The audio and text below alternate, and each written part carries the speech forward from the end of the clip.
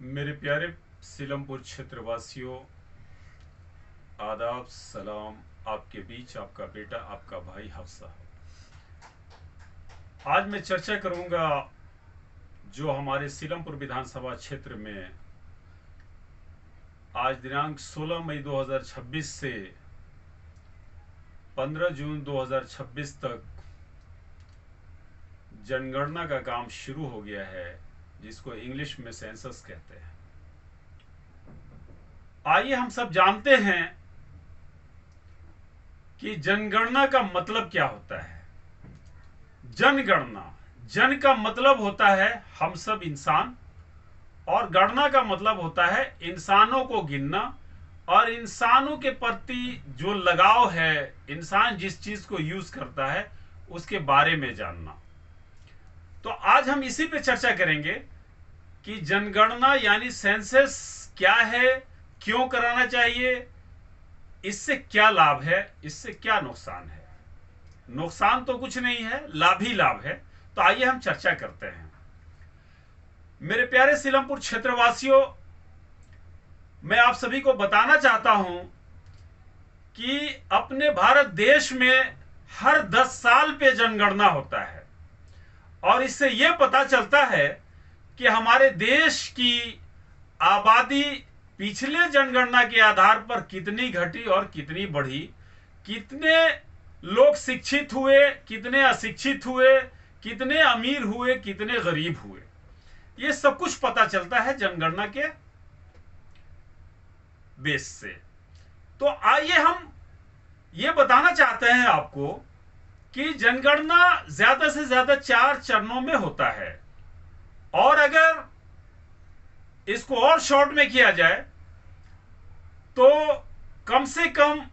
3 चरण में होगा। तो फर्स्ट चरण क्या होता है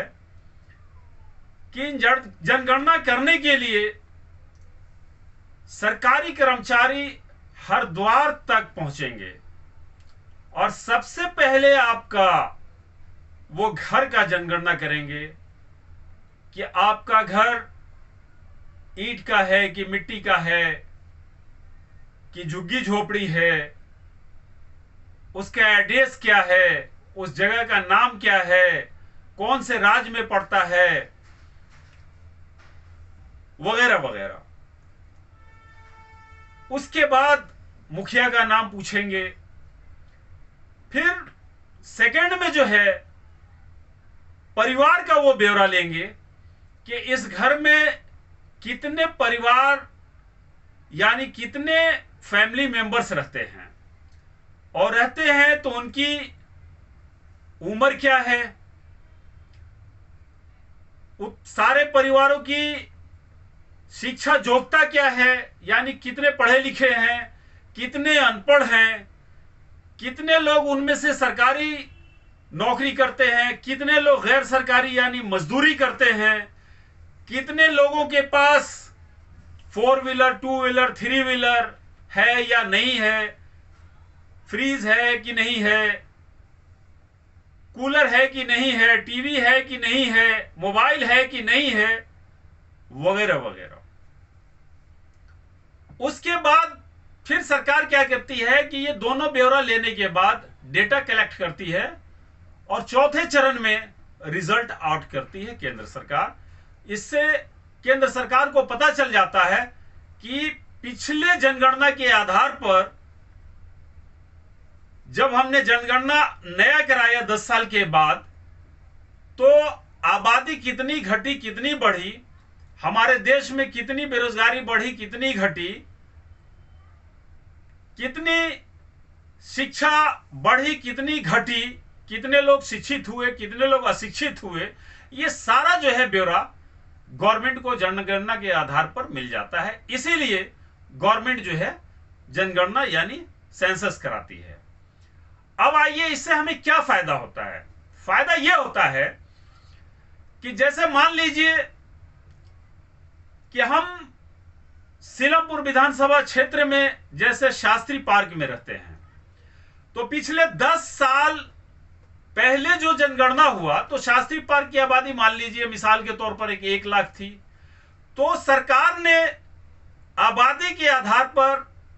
10 किलोवाट जो है क्षेत्र को बिजली दिया, मगर 10 साल के बाद वही आबादी 1 लाख के बजाय 2 लाख हो गई, और 2 लाख की आबादी 10 किलोवाट पे, यानी 1 लाख की आबादी वाली जो बिजली कैपेसिटी थी उस पर 2 लाख का लोड पड़ गया। तो फिर क्या होता है, वही आप देखते होंगे, बिजली कहते हैं ना कि चली गई कटअप मारना शुरू कर देती है। जब जाहिर सी बात है कि कोई भी चीज अगर 1 किलो वजन बर्दाश्त करने वाली है, जब 2 किलो आप दे देंगे तो फिर कहां से वो बर्दाश्त करेगी। तो यही वजह है कि आपकी बिजली जो है 1 लाख की जनसंख्या के आधार पर दी गई और 2 लाख की जनसंख्या हो गई तो कटअप तो मारेगी, लोड पड़ेगा तो फिर ट्रांसफार्मर तो फूकेगा ही फूकेगा। इसलिए जब नया जनगणना होगा और सरकार को यह पता चलेगा कि अब शास्त्री पार्क की जनसंख्या पिछले जनसंख्या के आधार पर अब 2 लाख हो गई, 1 लाख की बढ़ोतरी हो गई, तो अब सरकार 10 किलोवाट के बजाय 20 किलो इलेक्ट्रिक देगी, जिसकी वजह से इलेक्ट्रिक जो कट रही है वो इलेक्ट्रिक नहीं कटेगी। अब उसके बाद जो है, जैसे मान लीजिए शास्त्री पार्क के लोग सोचते हैं कि सभी को राशन कार्ड के आधार पे जो है अनाज मिलता है और हमें नहीं मिलता है, तो इसका भी कारण है कि 10 साल पहले जो जनगणना हुआ था उसके आधार पे दिल्ली सरकार ने शास्त्री पार्क को, या दिल्ली सरकार को एक कोटा दिया, उसमें विधानसभा को एक कोटा दिया कि इस विधानसभा में इतने कार्डधारी को, आप लोगों को जो है लोगों को कार्ड देना है। उस आधार पे जो है लोग कार्डधारी हो गए, मगर मान के चलिए कि सीलमपुर विधानसभा क्षेत्र में उस समय 4 लाख को कार्ड मिला, राशन कार्ड मिला, अब वो जनसंख्या बढ़ करके 8 लाख हो गई। तो अब सरकार क्या करेगी कि पिछले जनगणना के अनुसार अब ये देखेगी कि पिछले की अपेक्षा आज डबल जनसंख्या हो चुकी है, तो उसके आधार पे फिर क्या है, राशन कार्ड की संख्या बढ़ाएगी। तो जो आज हम तड़प रहे हैं कि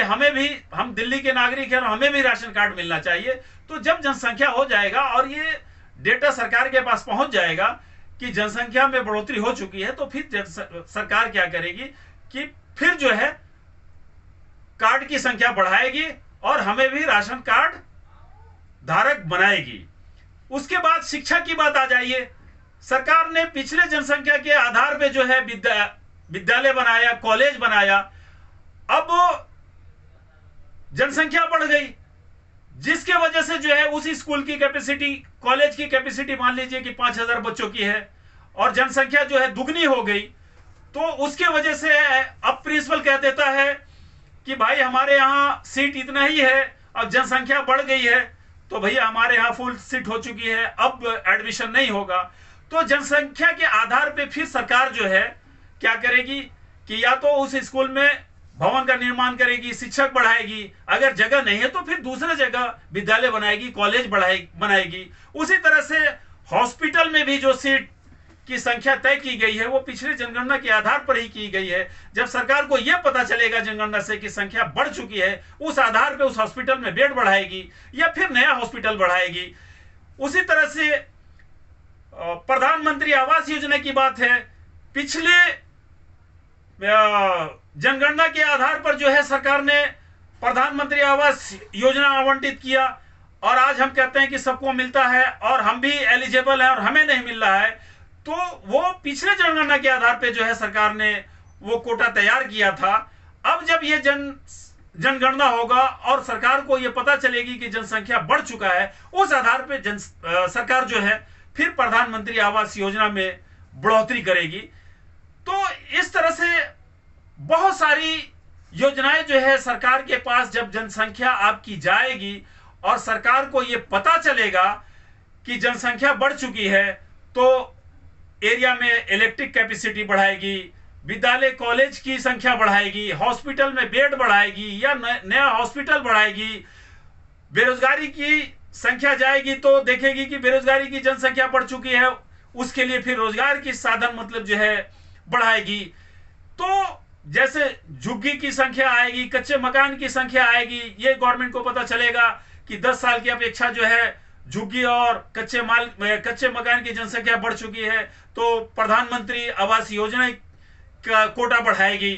तो ये सारी योजनाएं जो हैं सरकार के पास, जब आपकी जनसंख्या उसके पास चली जाएगी, पूरा ब्यौरा गवर्नमेंट के पास चला जाएगा, पूर्ण रूप से जनगणना हो जाएगा, यानी सेंसस हो जाएगा, और सरकार के पास जब पूरा ये डेटा कलेक्ट हो जाएगा और डेटा का जब स्टडी करेगी, तो जब गवर्नमेंट को ये लगेगा कि जनसंख्या बढ़ चुकी है, उसके आधार पे फिर जो है आने वाले समय में जो बजट गवर्नमेंट अनाउंस करेगी, उसमें जनसंख्या के आधार पे हर चीज में बढ़ोतरी कर करके अपने बजट को शो करेगी। और जो आज हम इलेक्ट्रिक के लिए, शिक्षा के लिए, हॉस्पिटल के लिए, रोजगार के लिए, राशन कार्ड के लिए, हर चीज के लिए जो हम एलिजिबल हो करके भी हम सोच रहे हैं कि हमें इसका लाभ नहीं मिल रहा है, तो जब जनगणना हो जाएगा, सेंसस हो जाएगा, तो फिर सरकार जो है बढ़ी हुई जनसंख्या के आधार पे फिर जो है आपको लाभ देगी। इसलिए हम सभी को अपना जनगणना कराना अनिवार्य है, इसके प्रति हम लोगों को जागरूक होना अनिवार्य है, और लोगों के अंदर भी जागरूकता फैलाना अनिवार्य है, ताकि हमारे साथ साथ हमारा पड़ोस भी जागरूक हो जाए, वो भी अपना जनगणना करा ले, ताकि सरकार के पास पूरे देश का ब्यौरा सच्चाई के साथ पहुंच पाए, और फिर उसके अनुसार सरकार बढ़ती आबादी के आधार पे जैसा उसके पास डेटा जाएगा, उसके अनुसार जो भी देश में एलिजिबल हैं, उनको जो लाभ नहीं मिल रहा है, सरकार उनके लिए लाभ की योजना देकर करके देशवासी को लाभ पहुंचा सके। तो मेरा यही मिशन था कि मैं अपने क्षेत्रवासियों को बता दूं कि जनगणना का मतलब क्या होता है, जनगणना क्यों जरूरी है, और जनगणना से क्या क्या लाभ हैं। इसके लिए बहुत बहुत धन्यवाद। आपका बेटा, आपका भाई, आपका खादिम हक साहब, सीलमपुर विधानसभा क्षेत्र से। जय हिंद, जय भारत।